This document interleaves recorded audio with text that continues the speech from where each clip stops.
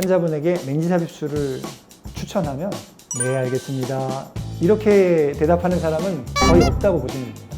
제 주변에 받은 사람이 별로 없던데요. 이렇게들 말씀하시죠. 렌즈의 공급가가 수백만 원입니다가 무균 수술을 위해서 이렇게 일회용 소모품을 써야 되기 때문에 수술 단가가 비쌉니다.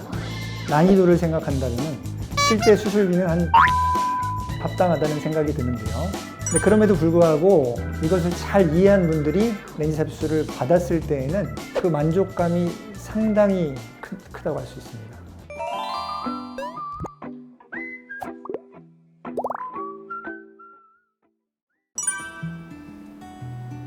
안녕하세요. 수연세안과 양훈 원장입니다. 오늘은 렌즈 삽입술에 대해서 여러모로 좀 설명을 드려보려고 합니다.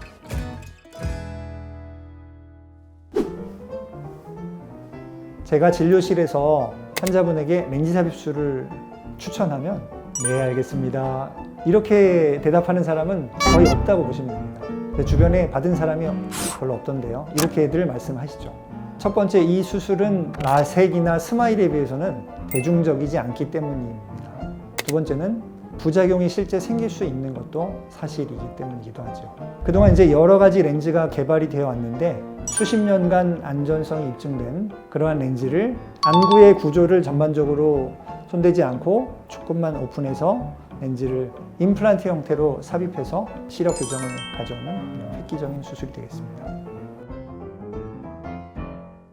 네, 원장님은 렌즈 삽입술을 추천하신다고 했는데 그 이유가 있으실까요? 초고도 근시에서 어떤 분들은 라섹 스마일을 했을 때 굉장히 위험한 경우가 있어요. 원추 각막, 각막 돌출증이라는 질환이 있는데 약한 각막을 많이 깎아냈을 때 각막이 돌출되면서 시력이 급격히 떨어지는 질환으로서 이거는 생겼을 때 단순히 그냥 안경으로 교정이 되는 게 아니라 안경이나 소프트 렌즈로는 교정이 되지 않는 시력 저하를 초래하기 때문에 하드 렌즈를 써야만 생활이 된다. 아주 치명적인 질환이라고 할 수 있습니다. 이것이 각막을 깎는 수술 이후에도 생길 수가 있어서 이런 분들에게 가장 안전하다고 할 수 있겠습니다. 이것은 이제 가역적이기 때문에 드물지만 부작용이 생겼을 때 렌즈를 빼고 다시 안경으로 교정을 할 수 있는 장점이 있는 수술이 되겠습니다.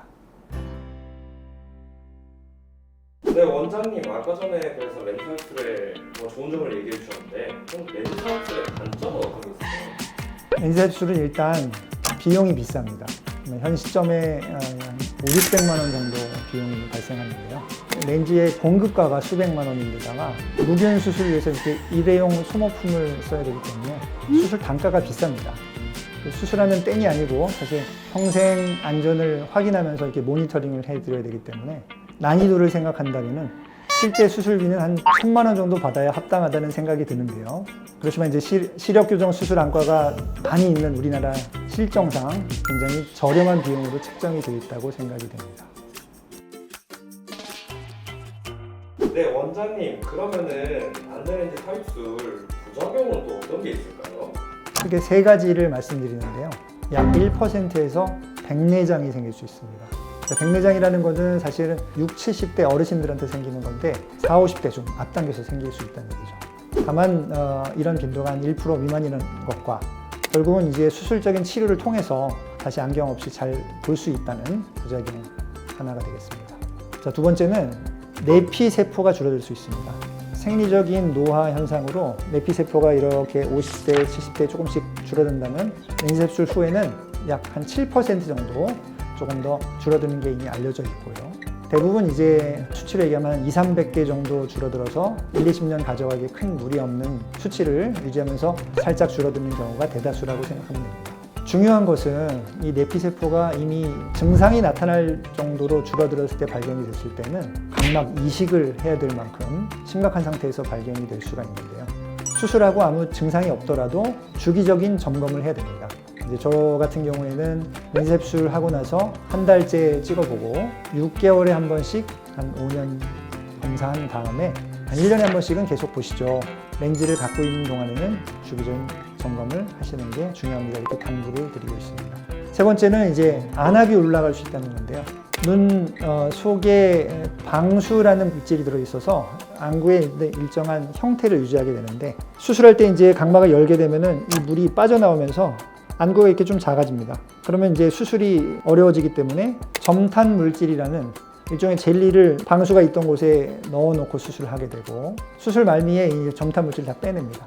근데 그렇지만 눈 속에 원래 없던 렌즈가 들어가 있고, 또 이 방수라는 물이 생성되고 흡수되는 그러한 순환이 조금 변화가 생겼다가 안정화될 때까지 시간이 좀 필요하기 때문에 수술하고 첫날 또 간혹 한 일주일 안에는 안압이 아주 급격히 올라갈 수가 있어요.